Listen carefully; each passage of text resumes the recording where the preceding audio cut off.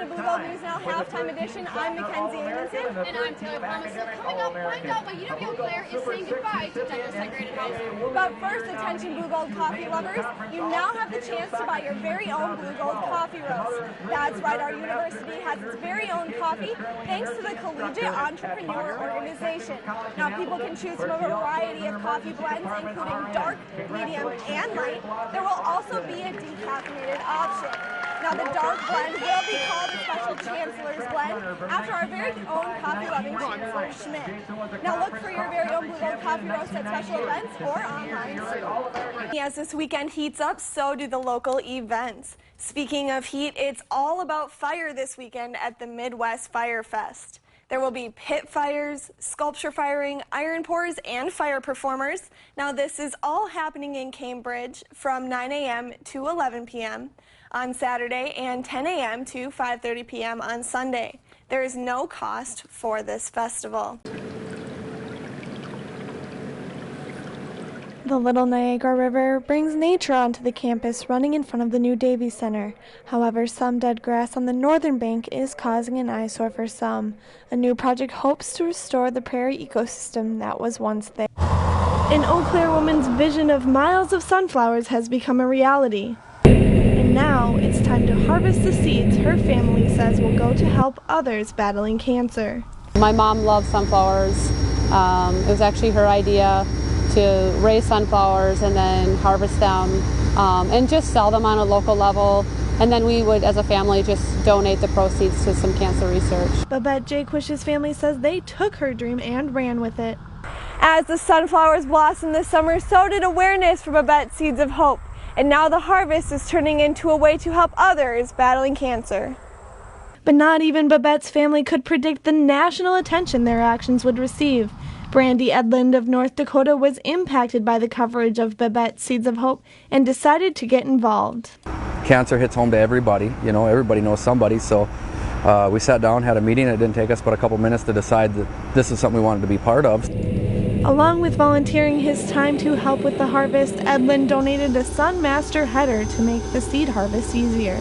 At the end of the day, farmers help farmers, but when it comes to something like this, it's bigger than that. The Eau Claire family hopes that funds raised from selling Babette Seeds of Hope will continue helping others. Our goal is to raise as much funds as we can and have the majority of those proceeds go to cancer research so they can help other families like ours.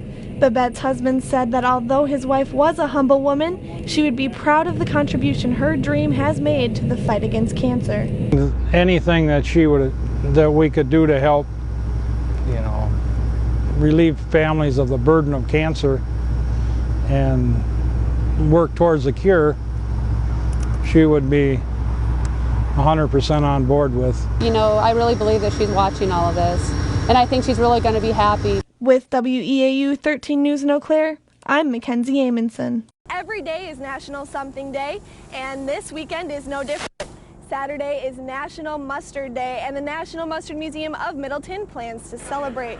Now the day will be filled with family fun, including games, music, and more. There will also be free hot dogs available, topped with the condiment of the day, free mustard samples. Now if you'd like to check this event out for yourself, you can from 10 a.m. until 4 p.m. You can also choose to get rid of that hot dog and choose some fair food on a stick at this year's Wisconsin State Fair. It kicked off this morning in West Allis. Now new food this year includes pulled pork french fries and the Mac Daddy burger.